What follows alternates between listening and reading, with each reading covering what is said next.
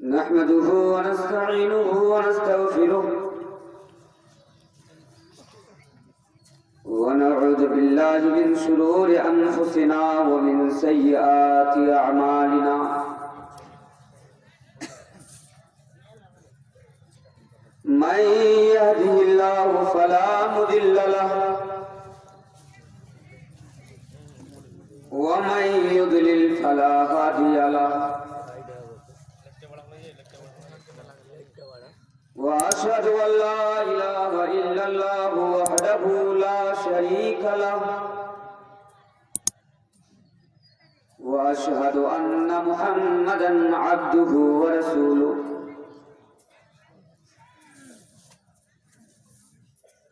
يا أيها الذين آمنوا اتقوا الله حق تقاته ولا تموتن إلا وأنتم مسلمون يا أيها الناس اتقوا ربكم الذي خلقكم من نفس واحدة وخلق منها زوجها وبث منهما رجالا كثيرا ونساء واتقوا الله الذي تساءلون به والأرحام إن الله كان عليكم رقيبا يا أيها الذين آمنوا اتقوا الله وقولوا قولا سديدا يصلح لكم أعمالكم ويغفر لكم ذنوبكم ومن يطع الله ورسوله فقد فاز فوزا عظيما أما بعد فإن خير الحديث كتاب الله وخير الهدي هدي محمد صلى الله عليه وسلم وشر الأمور محدثاتها وكل محدثة بدعة وكل بدعة ضلالة وكل ضلالة في النار أعوذ بالله من الشيطان الرجيم بسم الله الرحمن الرحيم واذكروا نعمة الله عليكم إذ كنتم أعداء فألف بين قلوبكم فأصبحتم بنعمته إخوانا.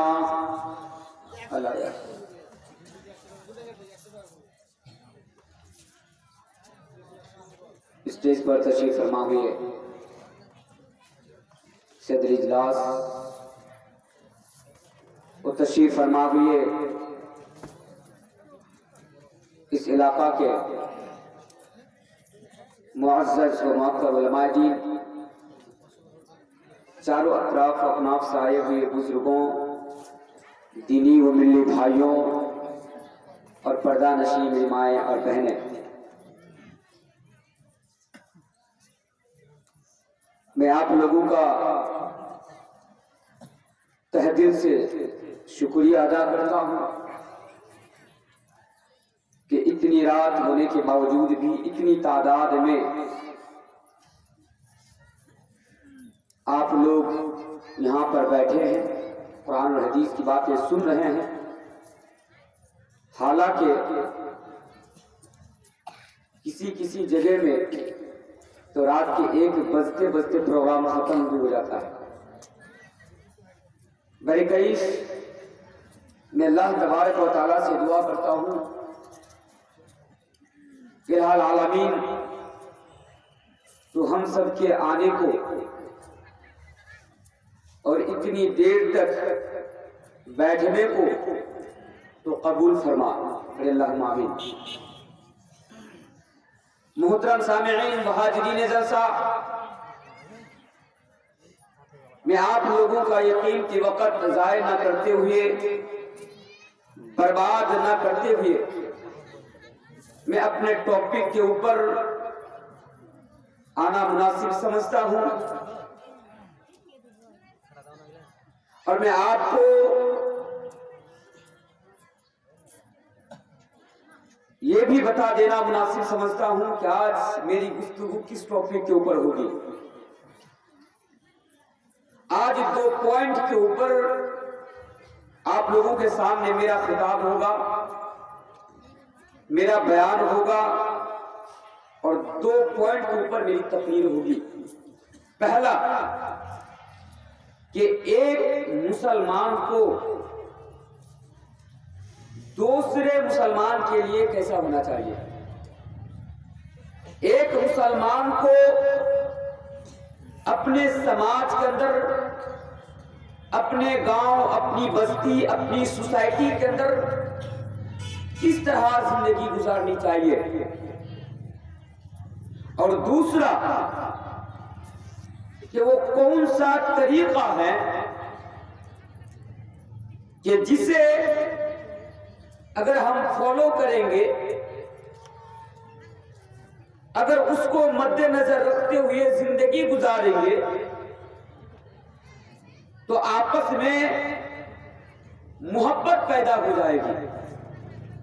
जो हमसे रूठा है वो हमसे राजी हो जाएगा, जो हमारा दुश्मन है वो हमारा दोस्त हो जाएगा। इन 2 पॉइंट के ऊपर आज मेरी गुफ्तगू आप लोगों के सामने होगी इंशाअल्लाह। इसकी जरूरत क्यों पड़ी? इसकी जरूरत इसलिए पड़ी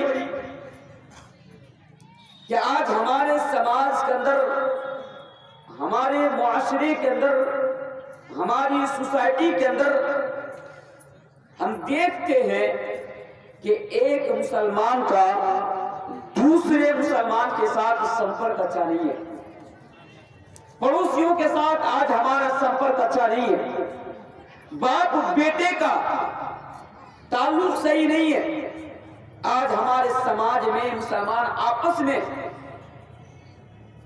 दुश्मनी के साथ लड़ाई, झगड़ा, फितना, फसाद के साथ आज जिंदगी गुजार रहा है। अगर यूं कह लूं तो गलत नहीं होगा कि आज हमारे दिल में अपने किसी भाई के लिए हमदर्दी नहीं है। आज हमारे दिल में अपने भाई के लिए कोई जगह नहीं है। आज हम जैसे और आप जैसे मुसलमानों का ये हाल और ये हालात बन चुकी है। तो सामईन, आइए सबसे पहले उस आयत करीमा को आप लोगों के सामने रखता हूं जिसको मैंने खुतबा मसूना के बाद आप लोगों के सामने पढ़ी है या तिलावत की है। कि इस आयत करीमा के जरिए से अल्लाह तबारक व तआला हमें और आपको क्या दर्स देना चाहता है, हमें और आपको क्या तालीम देना चाहता है। आइए पहले इस आयत पर गौर करते हैं।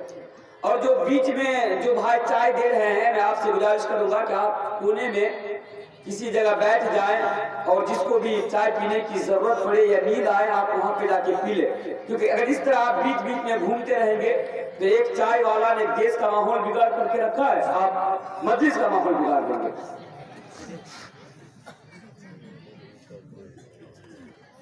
वज़कुरू निअमतल्लाहि अलैकुम इज़ कुंतुम अदाअन फ़अल्लफ़ बैन क़ुलूबिकुम फ़अस्बहतुम बिनिअमतिही इख़वाना।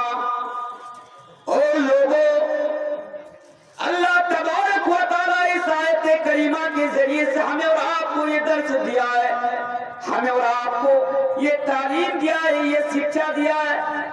ऐ लोगों, वज़कुरू निअमतल्लाहि अलैकुम इज़ कुंतुम अदाअन फ़अल्लफ़ बैन क़ुलूबिकुम फ़अस्बहतुम बिनिअमतिही इख़वाना। ऐ लोगों, मेरी नियामतों को याद करो जो मैंने तुम्हारे ऊपर की है। ऐ लोगों, ऐ आसमां के नीचे से धरती के ऊपर रहने वालों, अल्लाह फरमाता है वज़कुरू निअमतल्लाहि अलैकुम, मेरी नियामतों को याद करो जो मैंने तुम्हारे ऊपर की है, मेरे एहसान को याद करो जो मैंने तुम्हारे ऊपर किया है। अब सवाल ये पैदा होता है कि हाय अल्लाह, हम तेरी किस नियामत को याद करें, हम तेरे किस किस एहसानात को याद करें। तेरा شمار احسانات ہم جیسے لوگوں کے اوپر ہے، تیری تو بے شمار نعمتیں ہم جیسے مسلمانوں کے اوپر، ہم جیسے لوگوں کے اوپر ہے۔ ہائے اللہ، ہم کنفیوز ہیں کس آیت کریمہ کے ذریعے سے تو یہ پیغام دے رہا ہے، وَاذْكُرُوا نِعْمَتَ اللَّهِ عَلَيْكُمْ، کہ اے میرے بندے میری نعمتوں کو یاد کرو جو میں نے تمہارے اوپر کی ہے۔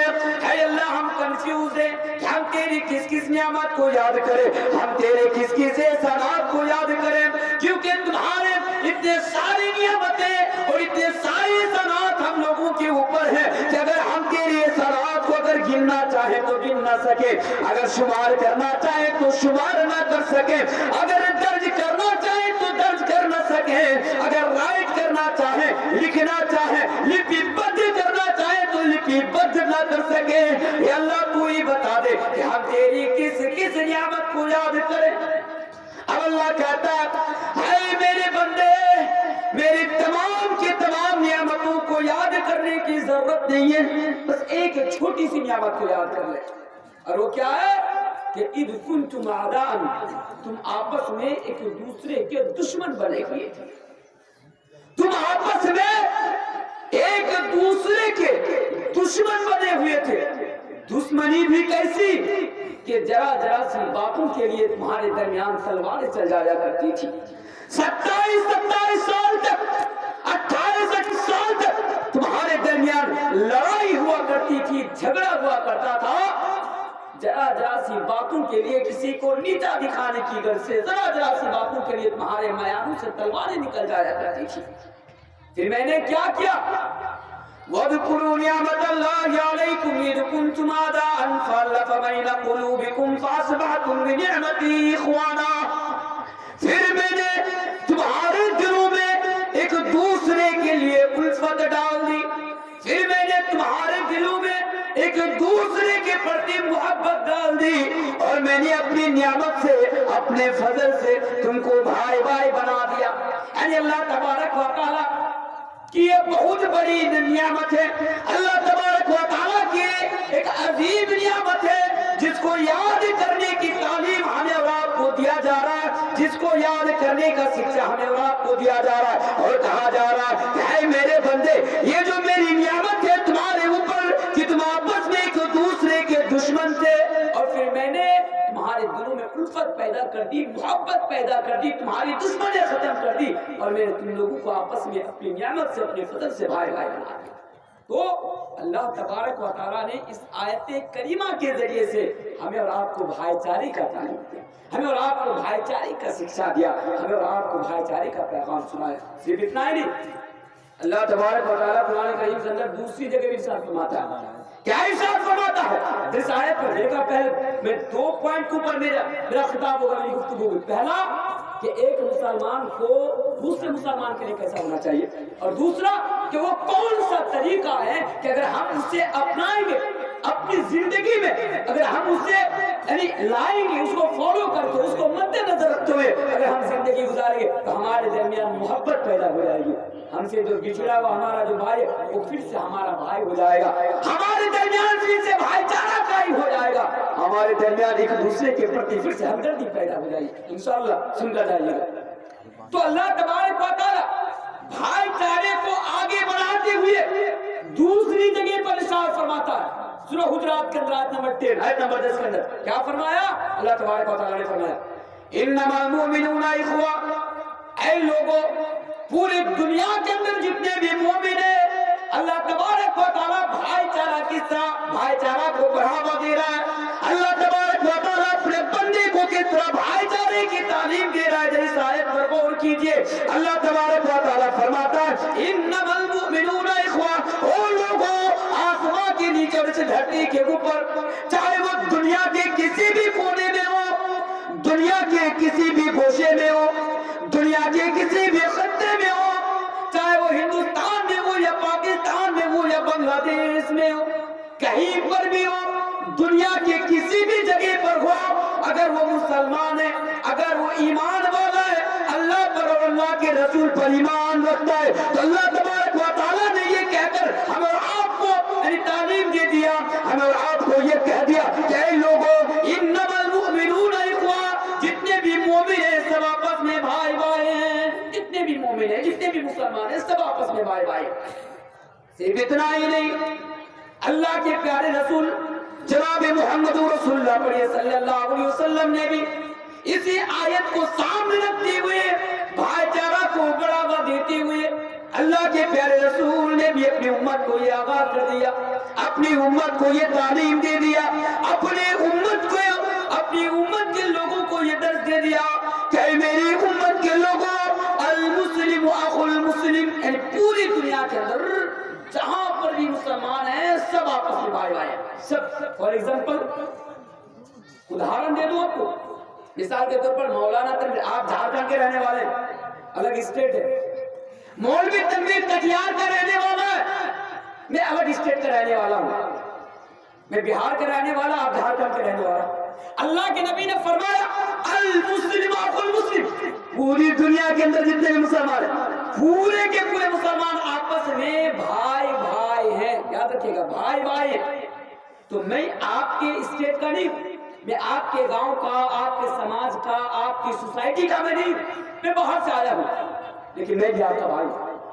آپ کے بغل میں جو بندہ بیٹھا ہے وہ کہیں ہرن پور سے آیا، دور سے آیا ہے، وہ آپ کا گاؤں کا، آپ کے سماج کا نہیں ہے، نہ آپ کا میرا بھائی ہے، نہ چچیرا بھائی ہے، نہ پھپھیرا بھائی ہے، نہ خلیرا بھائی، آپ کے ریلیٹیو میں سے وہ نہیں ہے، کوئی نہیں ہے وہ آپ کے، لیکن بغل میں بیٹھا وہ شخص آپ کا بھائی ہے، بغل میں بیٹھا وہ شخص مسلمان ہے، اللہ پر اور اللہ کے رسول پر ایمان رکھنے والا ہے، تو ایمان کی بنیاد پر مسلمان ہونے کی وجہ سے وہ آپ کا بھائی ہے۔ یہ تعلیم کون دیا؟ اللہ کے پیارے رسول جناب محمد رسول اللہ صلی اللہ علیہ وسلم نے ہمیں آپ کو تعلیم دیا۔ اور صرف اتنا ہی نہیں، ایک بھائی چارے کا واقعہ میں بتاؤں کہ جب اللہ کے پیارے رسول جناب محمد رسول اللہ صلی اللہ علیہ وسلم جب اپنے ساتھیوں کے درمیان بھائی چارے کی تعلیم دی، جب انصاریوں کے درمیان اور مہاجرین کے درمیان جب بھائی چارے کی تعلیم دی، تو وہ لوگ آپس میں کس طرح ہو گئے، وہ لوگ آپس میں ایک دوسرے سے کتنی محبت کرنے لگے۔ ایک مثال میں آپ کے سامنے رکھوں گا، تو انشاءاللہ میں آگے کی طرف لے کر جاؤں گا کہ ایک مسلمان کو کیسا ہونا چاہیے اپنے مسلمان بھائی کے لیے۔ وہ واقعہ آپ کو یاد ہوگا کہ جب مہاجرین مکہ سے ہجرت کر کے مدینہ آتے ہیں، مہاجرین کسے کہتے ہیں؟ جو اپنے ایمان کو بچانے کے لیے، اپنے ایمان کی رکھا کرنے کے لیے، اپنے ایمان کے بقا کے لیے، اپنے ایمان کی حفاظت کے لیے جب سب کچھ چھوڑ چھاڑ کر مکہ کے اندر مدینے کے اندر آ گئے، مکہ سے مدینے کے اندر آ گئے تھے، ان کو مہاجر کہتے ہیں، یعنی ہجرت کرنے والے۔ انصار کون تھے؟ مدینے کے اندر جو پہلے سے رہ رہے تھے اور جن لوگوں نے مہاجرین کا دیکھ بھال کیا تھا، جن لوگوں نے مہاجرین کی مدد کی تھی، ان کو انصار کہتے ہیں، یعنی مدد کرنے والے۔ اللہ کے پیارے رسول جناب محمد رسول اللہ صلی اللہ علیہ وسلم مدینے کے درمیان، مدینے کے اندر انصاریوں کے درمیان اور مہاجرین کے درمیان بھائی چارہ قائم کرایا اور کہا اے انصاریوں کان کھول کر سن لو، اے مہاجروں کان کھول کر سن لو۔ یعنی نبی کریم صلی اللہ علیہ وسلم نے سب سے پہلے مدینے کے اندر انصاریوں کے درمیان اور مہاجرین کے درمیان بھائی چارہ قائم کرایا اور کہا کہ اے مہاجروں، یہ انصار آج کے بعد تمہارے بھائی ہیں، اور یہ انصاریوں، یہ مہاجرین آج کے بعد تمہارا بھائی ہے۔ اب دیکھیے ان لوگوں کے درمیان کیسا بھائی چارہ تھا، ان لوگوں کے درمیان آپس میں کس طرح محبت تھی، ان لوگوں کے درمیان آپس میں کس طرح ہمدردی تھی۔ ایک واقعہ میں آپ کو بتاؤں، مہاجرین صحابہ میں سے اللہ کے رسول کا ساتھی جن کا نام ہے حضرت عبد الرحمن بن عوف، مہاجر صحابہ مدینے کے اندر رہنے والا ایک صحابی رسول جس کا نام ہے حضرت سعد بن ربیع۔ جب اللہ کے نبی نے یعنی حضرت سعد بن ربیع اور حضرت عبد الرحمن بن عوف کے درمیان بھائی چارہ قائم کرایا تو لوگ اپنے سگے بھائی سے بھی بڑھ کر ہو گئے۔ مدینے کے اندر حضرت سعد بن ربیع رہنے والے تھے، انصار صحابہ، پراپرٹی والا صحابہ، جائیداد والا صحابہ، مال و دھن و دولت والا صحابہ، یعنی وہ تجارت کرنے والے تھے، بزنس کرنے والے تھے، جائیداد کی کمی نہیں تھی، پراپرٹی کی کمی نہیں تھی، بہت زیادہ جائیداد ان کے پاس، بہت زیادہ پراپرٹی ان کے پاس، بہت زیادہ مال ان کے پاس تھا، کیونکہ وہ ایک بزنس مین تھے، تجارت کرنے والے تھے۔ بھائی چارہ دیکھیے، حضرت عبد الرحمن ابن عوف سے حضرت سعد بن ربیع، کون؟ وہ تو کوئی نہیں ہے، ایک مکہ کا رہنے والا، ایک مدینے کا رہنے والا، وہ بھی اللہ کے رسول پر ایمان لانے والا، یہ بندہ بھی اللہ کے رسول پر ایمان لانے والا، یہ بھی مسلمان وہ بھی مسلمان، رشتے میں ریلیٹو میں کوئی نہیں ہے، لیکن میں کوئی نہیں ہے، اس کے باوجود بھی ایک دوسرے کے پرتی محبت دیکھیے، ہمدردی دیکھیے، بھائی چارہ دیکھیے۔ حضرت سعد بن ربیع نے حضرت عبد الرحمن بن عوف سے کہا کہ میرے بھائی عبد الرحمن بن عوف، میرے پاس جتنی بھی دولت ہے، جتنی بھی پراپرٹی ہے، جتنا بھی مال ہے، میں تمام جائیداد کو، تمام مال کو، تمام پراپرٹی کو 2 حصوں میں تقسیم کرتا ہوں، ایک حصہ تو رکھ لے، ایک حصہ میں رکھ لیتا ہوں۔ اللہ اکبر، بھائی چارہ دیکھیے، محبت دیکھیے۔ میرے بھائی عبد الرحمن بن عوف، ایک حصہ تو رکھ لے، ایک حصہ میں رکھ لیتا ہوں۔ کہ آج کوئی مسلمان اپنے بھائی کی مدد کرنے کے لیے اپنے جائیداد میں سے ایک حصہ دے پائے گا؟ ارے ہم تو وہ بدنصیب مسلمان ہیں کہ اگر باپ کے وراثت میں، مان لیجیے باپ کا 2 بیٹا ہے، 2 بھائی، باپ نے وراثت چھوڑ کر چلے گئے، اب کیا کرتے ہیں؟ سمان ادھیکار ملے گا کہ نہیں ملے گا 2 بھائی کو باپ کے وراثت میں؟ لیکن ہم وہ بھی نہیں دیتے ہیں۔ اگر میرا چھوٹا بھائی کمزور ہو یا بڑا بھائی کمزور ہو تو ہم اس کا حق بھی مان لیتے ہیں۔ آج ہم مسلمانوں کا حق مان لیتے، دینا تو بڑی دور کی بات ہے، لیکن ذرا ان کی زندگی پر نظر ڈالیے، ذرا صحابہ کرام کی سیرت پر ذرا نظر ڈالیے، آپ کو پتہ چلے گا۔ حضرت سعد بن ربیع نے حضرت عبد الرحمن بن عوف سے کہا کہ میرے بھائی عبد الرحمن بن عوف، میرے جتنے بھی مال ہیں، جتنے بھی جائیداد ہیں، پراپرٹی ہے، میں 2 حصہ میں تقسیم کرتا ہوں، ایک حصہ تو رکھ لے، ایک حصہ میں رکھ لیتا ہوں۔ صرف اتنا ہی نہیں، ذرا غور کیجئے کہ مسلمان بھی کیسا ہے۔ حضرت سعد بن ربیع نے کہا حضرت عبد الرحمن بن عوف سے کہ میرے بھائی عبد الرحمن بن عوف، میری 2 بیوی ہے۔ کتنی بیوی ہے؟ میری 2 بیوی ہے، ایک نظر بس دیکھ لے۔ میرے بھائی عبد الرحمن بن عوف، میری 2 بیوی ہے، ایک نظر بس تو دیکھ لے، جسے پسند آئے اشارہ کر دے، جسے پسند آئے اشارہ کر دے، میں اسے ڈائیورس دے دوں گا، میں اسے طلاق دے دوں گا، وہ عدت گزارے گی، پھر تجھ سے نکاح کر لینا۔ تو یہ بھائی چارہ تھا صحابہ کرام کے درمیان آپس میں ایک دوسرے کے پرتی، لیکن کہ آج وہ بھائی چارہ، وہ ہمدردی، وہ محبت آج ہم جیسے آپ جیسے مسلمانوں کے اندر پائی جاتی ہے؟ برا مت مانیے گا، دوسرے کی بات تو دور کی بات ہے، اپنے بھائیوں کے اندر بھی یہ محبت اور یہ ہمدردی آج نہیں پائی جاتی ہے۔ آئیے ایک حدیث میں آپ کے سامنے سنا دیتا ہوں، ایک مسلمان کو دوسرے مسلمان کے لیے، اپنے بھائی کے لیے کیسا ہونا چاہیے۔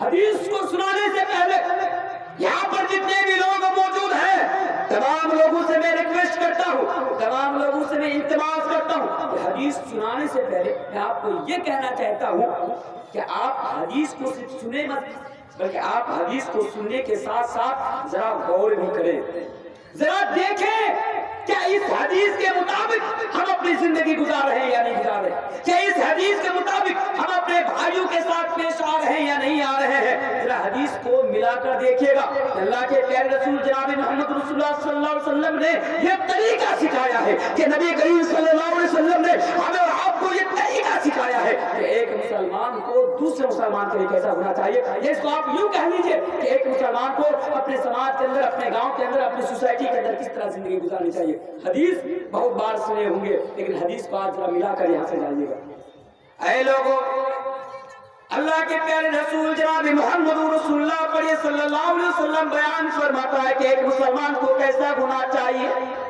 نبی نے بیان فرمایا، حدیث کے الفاظ ہے کہ المسلم من سلم المسلمون من لسانه ويده۔ اور لوگوں، نبی نے 1400 سال پہلے یہ کلیئر کر دیا، نبی نے 1400 سال پہلے یہ واضح کر دیا، صحیح مسلم کی حدیث ہے کہ المسلم من سلم المسلمون من لسانه ويده۔ ایک مسلمان یعنی کامل مسلمان تو وہ ہے، یعنی مسلمان کو اپنے بھائی کے لیے ایسا ہونا چاہیے، مسلمان کو دوسرے مسلمان کے لیے ایسا ہونا چاہیے کہ اس کے ہاتھ کے ذریعے سے، اس کی زبان کے ذریعے سے تکلیف نہ پہنچے۔ ذرا حدیث پر غور کیجئے، المسلم من سلم المسلمون من لسانه ويده۔ ایک مسلمان کو ایسا ہونا چاہیے کہ اس کے ہاتھ کے ذریعے سے، اس کے اخلاق کے ذریعے سے، اس کے کردار کے ذریعے سے، اس کے بیہیویئر کے ذریعے سے، اس کے معاملات کے ذریعے سے، اس کے لین دین کے ذریعے سے اور اس کی چال چلن کے ذریعے سے دوسرے بھائی کو یا دوسرے مسلمان کو تکلیف نہیں ہونی چاہیے، دوسرے مسلمان کو پریشانی نہیں ہونی چاہیے۔ حدیث پر ذرا غور کیجئے، نبی نے فرمایا کامل مسلمان تو وہ ہے، یعنی مسلمان تو وہ ہے کہ جس کی ذات سے کسی دوسرے مسلمان کو تکلیف نہ پہنچے، کسی دوسرے مسلمانوں کو پریشانی نہ پہنچے، تکلیف نہ پہنچے۔ اب ذرا سوچئے، آپ نمازی ہیں، آپ اپنے سماج کے اندر حاجی صاحب ہیں، اچھی بات ہے. آپ اپنے سماج کے بہت بڑے مولوی صاحب ہیں کہ آپ اس حدیث کے اوپر عمل کر رہے ہیں، نماز پڑھ رہے ہیں، اچھی بات ہے. آج ہم نے کتنے ایسے مسلمانوں کو دیکھا کہ مسجد سے نماز پڑھ کے نکلے ہی نہیں کہ لوگوں کو اپنی زبان سے گالی دینا شروع کر دیا. مسجد سے نماز پڑھ کے نکلا ہی نہیں کہ دوسرے مسلمانوں پر ظلم کرنا، اتیاچار کرنا شروع کر دیا، لوگوں کو تکلیف پہنچانا شروع کر دیا. میرے پیارے ساتھیوں، اللہ کے پیارے رسول نے فرمایا کہ حدیث کو اپنے سامنے رکھیے اور سامنے رکھتے ہوئے فیصلہ آپ کیجئے کہ اس حدیث کے مطابق آپ کامل مسلمان نظر آ رہے ہیں یا نہیں آ رہے ہیں. جو صفت نبی کریم صلی اللہ علیہ وسلم نے بیان کی کہ ایک مسلمان کے درمیان، ایک مسلمان کے اندر یہ صفت ہونی چاہیے، آج وہ صفت آپ کے اندر پائی جاتی ہے یا نہیں آتی ہے؟ آپ ذرا سوچ کر دیکھیں. مسلمان کون؟ صرف نماز پڑھ لیا، روزہ رکھ لیا، زکات دے دیا، اللہ نے دولت سے نوازا تو حج کر لیا، حاجی بن گئے. اب تم مسلمانوں پر ظلم کرو زبان کے ذریعے سے، ہاتھ کے ذریعے سے یا دوسری چیز کے ذریعے سے، تم کامیاب ہو جاؤ گے. اگر آپ یہ سمجھتے ہیں تو میں سمجھتا ہوں آپ غلط ہیں، آپ کی مینٹلٹی غلط ہے، آپ کی سوچ غلط ہے. سوچ کو، آپ اپنی سوچ کو بدلیے، آپ اپنی مینٹلٹی کو بدلیے. تو پتہ کیا چلا مسلمان کون؟ کامل مسلمان وہی ہے جو اپنی ذات کے ذریعے سے، اپنے ہاتھ کے ذریعے سے، اخلاق کے ذریعے سے، کردار کے ذریعے سے کسی دوسرے مسلمان کو تکلیف نہ پہنچے. ہمیں غور کرنا ہوگا، ہمیں یہ طے زندگی گزارنی ہوگی اپنے سماج کے اندر، اپنے سوسائٹی کے اندر، کہ ہمارے ذریعے سے کسی کو کوئی آپتی نہ ہو، ہمارے ذریعے سے کسی کو کوئی تکلیف نہ پہنچے، کسی کو کوئی پریشانی نہ پہنچے. میرے پیارے ساتھیوں، یہ خوبی آپ کے اندر ہونی چاہیے کیونکہ یہی مسلمان کی نشانی ہے، یہی ایک کامل مسلمان کی صفت ہے. آئیے ایک حدیث، زبردست حدیث میں آپ کے سامنے پڑھ کر چلا جاتا ہوں. پھر انشاءاللہ ان تین چیزوں کے اوپر آؤں گا کہ ایک مسلمان کو اپنے بھائی کے لیے کیسا ہونا چاہیے. جو حدیث میں آپ کے سامنے پڑھنے جا رہا ہوں، اس حدیث کو امام مسلم رحمۃ اللہ علیہ صحیح مسلم کتاب البر والصلۃ والآداب کے اندر لے کر آتے ہیں. حدیث بڑی پیاری ہے لیکن بڑی لمبی حدیث ہے. میں شارٹ کٹ میں آپ کو سمجھانے کی کوشش کروں گا کہ ایک مسلمان کو اپنے بھائی کے لیے کیسا ہونا چاہیے. حدیث پر ذرا غور کیجیے. اللہ کے پیارے رسول جناب محمد رسول اللہ پڑھیے صلی اللہ علیہ وسلم نے بیان فرمایا، لا تحاسدوا ولا تناجشوا ولا تباغضوا ولا تدابروا. اور دوسری حدیث کے اندر اللہ کے پیارے رسول جناب محمد رسول اللہ پڑھیے صلی اللہ علیہ وسلم نے بیان فرمایا، لا تحسسوا ولا تجسسوا ولا تناجشوا ولا تباغضوا ولا تدابروا وقولوا عباد اللہ اخوانا. اور میرے پیارے ساتھیوں، نبی کریم صلی اللہ علیہ وسلم نے ہمیں اور آپ کو یہ سکھایا، نبی کریم صلی اللہ علیہ وسلم نے ہمیں اور آپ کو یہ بتایا کہ ایک مسلمان کو دوسرے مسلمان کے لیے کیسا ہونا چاہیے. پہلی چیز نبی کریم صلی اللہ علیہ وسلم نے بیان فرمایا کہ لا تحاسدوا، کہ تم آپس میں حسد نہ کرو. تمہارا دل ایسا ہونا چاہیے کہ تم اپنے بھائی کے لیے اپنے دل میں حسد پیدا نہ کرو.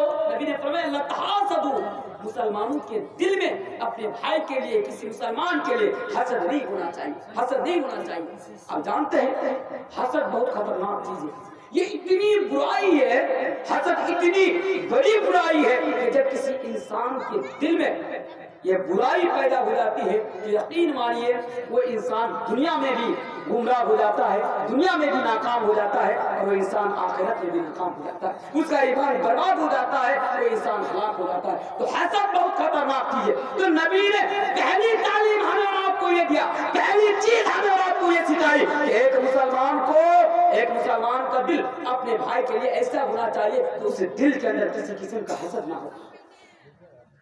آپ لوگ بنگلہ بھی سننا چاہتے ہیں؟ اچھا، اردو سمجھنے میں پریشانی ہوئی کیا؟ اچھا انشاءاللہ مجھے پہلے ہی بتا دیا گیا تھا کہ آپ بیچ میں بنگلہ بھی بول دیا کریں گے کیونکہ سب بنگلہ زبان بولنے والے ہیں. تو میری کوشش رہے گی کہ میں بیچ میں کبھی کبھار آپ کے سامنے بنگلہ بھی بول دوں، بیچ میں کبھی کبھار. جی ہاں، تو نبی نے کیا بیان کرا؟ لا تحاسدوا، تم آپس میں حسد پیدا کرو. لیکن آج ہمارے اندر حسد کوٹ کر بڑا ہوا. حسد کیا ہے؟ اگر کوئی ہمارے سماج میں، ہماری سوسائٹی میں اگر کوئی ڈیولپ کر رہا ہے، اگر کوئی ترقی کر رہا ہے تو ہم لوگ اس کی ترقی سے جلنے لگتے ہیں. جلتے ہی نہیں جلتے ہیں. حسد اتنی خطرناک چیز ہے. آپ کو پتا ہے، ایک چیز بتا دوں، آپ کے علم میں اضافہ ہو جائے گا کہ دنیا کے اندر جو پہلا گناہ ہوا تھا نا وہ حسد کی وجہ سے ہوا تھا. دنیا کے اندر جو پہلا گناہ ہوا تھا، ایک بھائی نے اپنے بھائی کو قتل कर दिया था। वो किसकी बुनियाद पर हुआ था? हसद की बुनियाद पर हुआ था। वो क्या था? हज़रत आदम अलैहिस्सलाम के दो बेटे हाबिल एंड काबिल। काबिल ने हाबिल को कत्ल कर दिया, भाई ने भाई को कत्ल कर दिया। क्यों कत्ल किया? काबिल ने हाबिल से कहा तेरी कुर्बानी कबूल हुई, मेरी कुर्बानी कबूल क्यों नहीं हुई? ये हसद है। तू मदरसा खोलेगा तो मैं नहीं खोलूंगा, ये हसद है। लोग तुझे जलसे में बुलाते हैं, हमें क्यों नहीं बुलाते? ये हसद है। तू अच्छा कपड़ा पहनता, हम क्यों नहीं पहन पाते? ये हसद है। तो हसद बहुत खतरनाक चीज है और आज मुसलमानों के दिल में हसद कूट कूट कर भरा हुआ। आज के আমরা এত হতভাগা মুসলমান যে আল্লাহর রাসূল জনাবে মুহাম্মদুর রাসূলুল্লাহ সাল্লাল্লাহু আলাইহি ওয়াসাল্লাম 1400 বছর আমাদেরকে শিক্ষা দিচ্ছেন একজন মুসলমানকে এমন হওয়া উচিত যে তার ভাইয়ের জন্য তার অন্তরের ভিতরে জ্বলন থাকবে না, তার ভাইয়ের জন্য তার অন্তরের ভিতরে হাসদ থাকবে না। আজকে আমরা প্রত্যেক জিনিসে হাসদ। আজকে আমাদের সমাজে, আমাদের গ্রামে, আমাদের এলাকায় কেউ যদি একজন ডাক্তার হয়, কাউরি ছেলে যদি একজন ডাক্তার হয়, এটা আমাদের জন্য গর্বের বিষয় না দুঃখের বিষয়? এটা আমাদের জন্য দুঃখের বিষয়, কিন্তু আমরা তাতেও হাসদ করি। আরে অমুকের ছেলেটা ডাক্তার হয়ে গেল, কি ব্যাপার?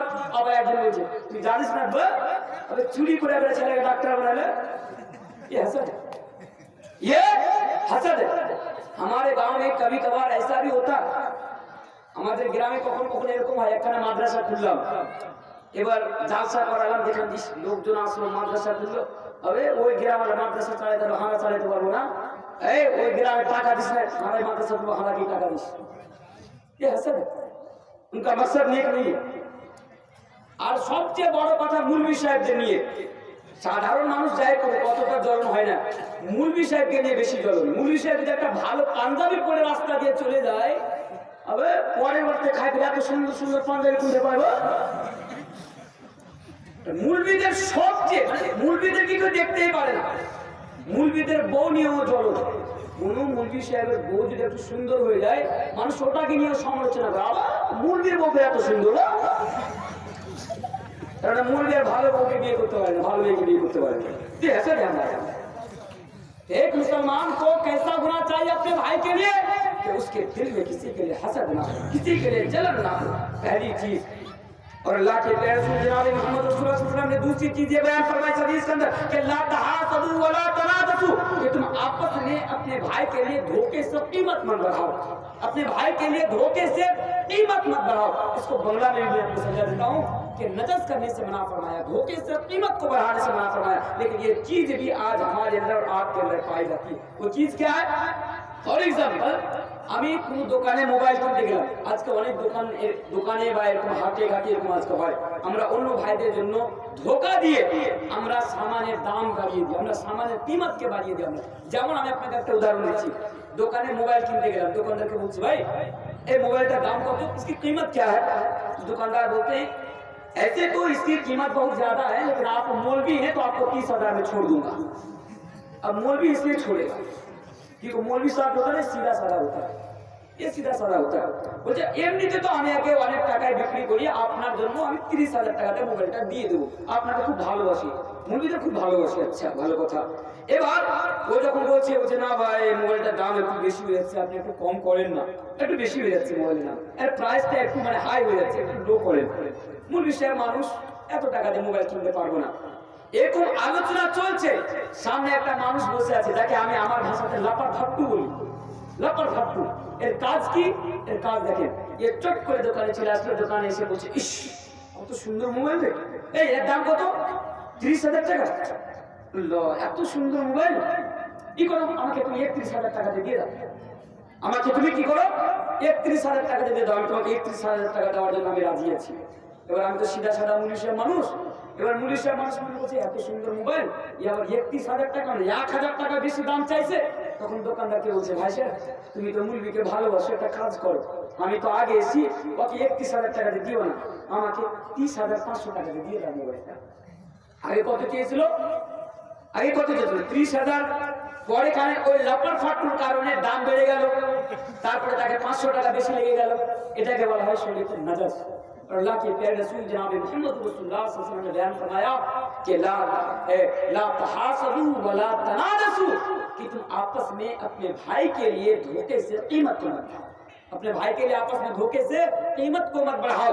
इसी हदीस के जो दूसरी हदीस मैंने आपके सामने पढ़ी थी कि ला तहस्ससु वला तजस्ससु, कि अपने भाई की टूहमें मत लो।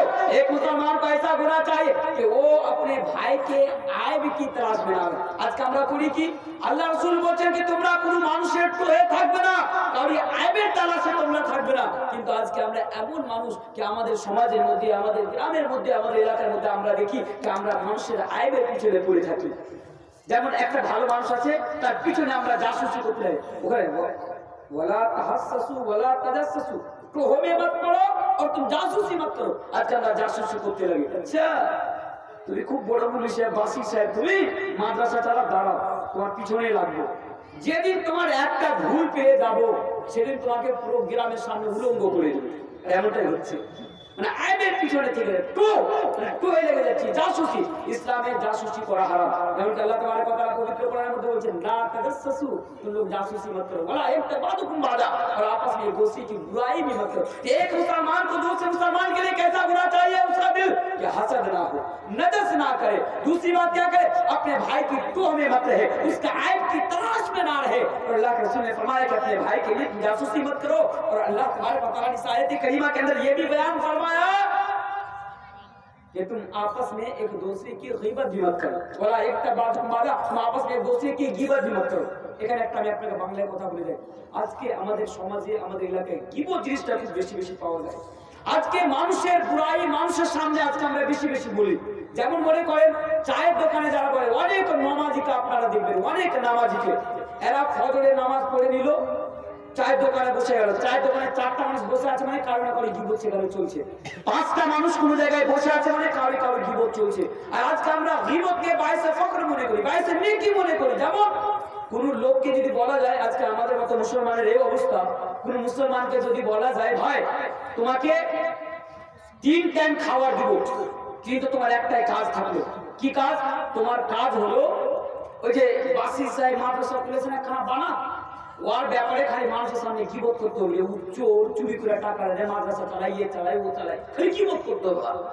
এ বললো কি জানেন, আপনি ভুল বললেন, 3 টাইম খাবার লাগবে না, আপনি শুধু 1 মুঠা বিড়ির টাকা দিয়ে দেন। 1 মুঠা বিড়ির টাকা আর একটা জর্দারে খালি পান খিলিয়ে দেন। যার গীবত করতে বলবেন, ওর করা তো দূরের কথা, 14 গোষ্ঠী গীবত করে ফেলে দেবে। জান্নাতে চলে যাবে গীবত করলে। आज हमारा और आपका हाल बन चुका है मुसलमान। नबी ने बयान फरमाया कि मुसलमान वो है जो अपने भाई की ग़ीबत ना करे। मसलन मिसाल के तौर पर किसी मुसलमान के लिए हलाल ही नहीं है, जायज नहीं है कि अपने भाई की बुराई किसी और के सामने जाकर बयान करे।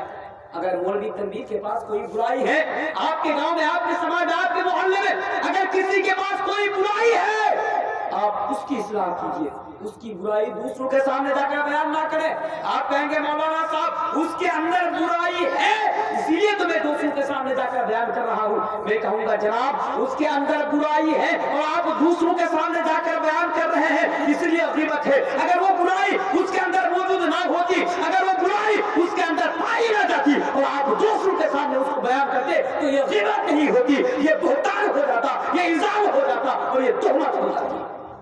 বলার উদ্দেশ্য হলো আমার মধ্যে যদি কোনো খারাপই থাকে, প্রত্যেক মানুষের ভিতরে কোনো না কোনো একটা দিক খারাপ থাকে, আমার ভিতরে যদি কোনো খারাপ জিনিস থাকে সেটাকে আপনি আমার সামনে বলে আমার ইসলাম করুন। মানুষের সামনে যে আমার গীবত করে না, ইসলাম এটাকে সাপোর্ট করে না। এবার আসেন এই হাদিসটার দিকে আবার যায়, কে লা তাহাসাদু ওয়া লা তানারাসু, লাস্টের দিকে যায়, কারণ সময় খুবই তাড়াতাড়ি পালাচ্ছে। আমাকে এখনো মানে যেটা আমার মানে মেন কথা বলার, যে কথা নিয়ে আমি আজকে আপনাদের সামনে এসেছি সেই কথা দিকে আমি এখনো যাইনি, সেদিকে ইনশাআল্লাহ তাআলা আমি আপনাদের সামনে তাড়াতাড়ি নিয়ে আসবো। আসেন হাদিসটা লাস্টের দিকে যায়। अल्लाह के प्यारे रसूल जनाब मोहम्मद रसूलुल्लाह पढ़िए सल्लल्लाहु अलैहि वसल्लम ने यहाँ पर ये भी बयान फरमाया कि अल मुस्लिम अखुल मुस्लिम, मुसलमान मुसलमानों का भाई होता है, ला यज़लिमुहु, कोई मुसलमान किसी मुसलमानों को ऊपर जुल्म नहीं करता। অর্থাৎ আল্লাহ রাসূল এই হাদিস দ্বারা দিয়ে আমাদের আপনাদের এই শিক্ষা দিয়ে দিলেন, কোন মুসলমান কোন মুসলমানের উপরে অত্যাচার করতে পারে না, কোন মুসলমান তার ভাইয়ের উপরে অত্যাচার করতে পারে না। আগে আবার আল্লাহ রাসূল এই হাদিসটার দিকে বলছে কি লা ইয়াখযুলুহু, कोई मुसलमान किसी मुसलमान को रुसवा भी नहीं कर सकता, কোন মুসলমানের মান সম্মানের উপরে আঘাত করতে পারে না, কোন মুসলমানকে রুসওয়া করতে পারে না, কোন মুসলমানকে জালিল করতে পারে না, তার মান সম্মানের উপরে, তার ইজ্জতের উপরে আঘাত করতে পারে না। কিন্তু আজকে আমরা এত হতভাগা মুসলমান যে আজকে আমরা আমাদের সমাজের মধ্যে, আজকে আমরা আমাদের এলাকার মধ্যে আমরা কোনো মানুষকে ছোট মনে করে, ছোট করে আজকে আমরা বড় হতে চাই। কোনো মানুষের মান সম্মানের উপরে আঘাত করে, কোনো মানুষকে কোনো মানুষের সামনে অপমান করে, কোনো মানুষকে কোনো মানুষের সামনে রুসওয়া করে আজকে আমরা নিজেকে প্রাউড ফিল মনে করি, নিজেকে আমরা গর্ব করি। আজকে আমি তাকে অপমান করে দিলাম, আজকে আমরা তাকে জলিল করে দিলাম, রুসওয়া করে দিলাম। কিন্তু আল্লাহ রাসূল বলছেন লা ইয়াহুলুহু, কোন মুসলমান কোন মুসলমানকে রুসওয়া করতে পারে না, কোন মুসলমান ভাই অন্য ভাইকে রুসওয়া করতে পারে না, জলিল করতে পারে না। আজকে আমরা এটাও করে থাকি, মান সম্মানের উপরে আজকে আমরা আঘাত করে থাকি মুসলমানের, এটা আজকে আমাদের দ্বারা দিয়ে হয়। আপনি জানেন মান সম্মানের উপরে আঘাত করার নতুন নতুন পদ্ধতি আর নতুন নতুন নিয়ম আজকে আমরা বের করেছি। যেমন আমি আপনাকে একটা কথা বলি, কোন মানুষ দূর থেকে আসলো, মনে করেন কাঠিয়ার থেকে আপনার এলাকায় আসলো কোন মানুষকে খুঁজতে আসলো। এবার খুঁজতে খুঁজতে আপনাদের এলাকার তো কারোর নাম জানি না, মৌলানা আব্দুল বাসির সাহেবের নাম জানি, উনার উদাহরণটা দিই। আচ্ছা ভাই, ওই মৌলানা আব্দুল বাসির সাহেব যেখানে মাদ্রাসা খুলেছে আপনি কি তাকে চিনেন? জিজ্ঞাসা করছে ভাই আপনি কোথা থেকে এসেছেন? বলছে কাঠিয়া থেকে। ও শেষাবাদী ভাই নাকি? আচ্ছা খুব ভালো। তো কেন খুঁজছেন, কোন কাজ? বলছে না, ওনার সাথে একটু সাক্ষাৎ করতাম, একটু দেখাশোনা করতাম। বলছে অত দূর থেকে এসে একটা কাজ করেন, এক কাপ চা খেয়ে নেন, চায়ের দোকানে চলেন। চায়ের দোকানে নিয়ে চলে গেল।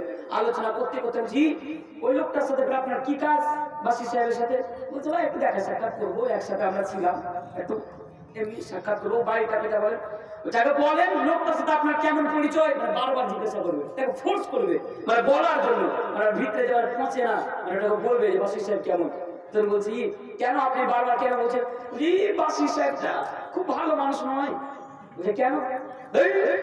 5 বছর আগে তো চুরি করে আবার আসলে এই মুরগি হলো, 5 বছর আগে চুরি করে আবার আসলে এখন বলছে। तो क्या कहते हैं इसकी माजी को लाते हैं और लाने के बाद इसकी इज्जत पर हमला कर देते हैं। 5 বছর আগে লোকটা নামাজ পড়ছিল না, এখন নামাজ পড়ছে। ও তুই 5 বছর আগে নামাজ পড়ছিল, তুমি ওটা দেখেছিলে, ওই যে মিডিলে তওবা করে নামাজ ধরে নিয়েছে, তুমি ওটা দেখোনি? সেই হাদিস আছে যে মানুষ যখন তওবা করে আল্লাহ তাবারক ওয়া তাআলা তার তওবার কারণে তার মানে মাজির গুনাহগুলোকে, তার পাস্টের গুনাহগুলোকে আল্লাহ তাবারক ওয়া তাআলা ক্ষমা করে দেন। তাহলে আমরা এক অপরের প্রতি এভাবে আজকে আমরা কাউরি মান সম্মানের উপর আজকে আমরা আঘাত করে থাকি। তারপরে আল্লাহ রাসূল বলেন লা ইসলিমহু, कोई मुसलमान अपने मुसलमान भाई को बेयार मददगार नहीं छोड़ सकता। ये पॉइंटर अपना मैं अपना व्याख्या করে বলি, কোন মুসলমানকে বেয়ার মদদগার ছেড়ে দিতে পারে না।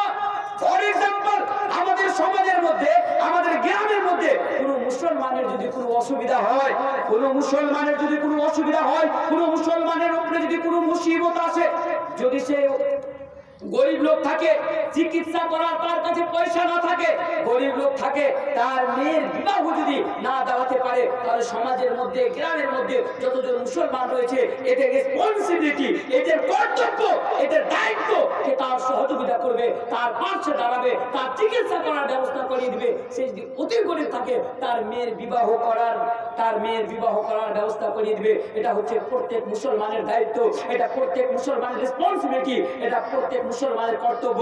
এই কথা আমি না, এই কথা আল্লাহ রাসূল 1400 বছর আগে বলে গিয়েছেন যে একজন মুসলমানকে অন্য মুসলমানের জন্য এমন হতে হবে। বলেন তো দেখি আপনার সমাজে কতজন অভাবী লোক রয়েছে, আপনার সমাজে কতজন গরিব লোক রয়েছে, আপনি কোনদিন তার পাশে যে দাঁড়িয়েছেন, কোনদিন তাকে যে জিজ্ঞাসা করেছেন যে তোমার কোনো সমস্যা আছে কিনা, তোমার কোনো অসুবিধা আছে কিনা? हम खुद गज मुसलमान हो चुके हैं, हम खुद गज हैं। वो फला क्या करता है, फला क्या खाता है, हमें इससे कोई लेना देना नहीं।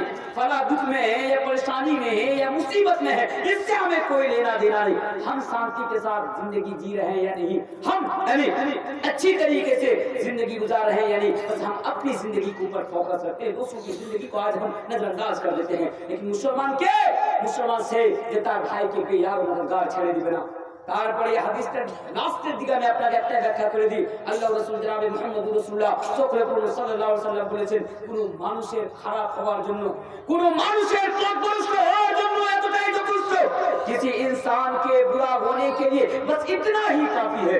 फिर से याद रखिए, किसी इंसान के बुरा होने के लिए बस इतना ही काफी है, वो किसी दूसरे की तहकीर करे या किसी दूसरा को वो छोटा समझे या किसी दूसरे की बुराई किसी और के सामने जाकर बयान करे।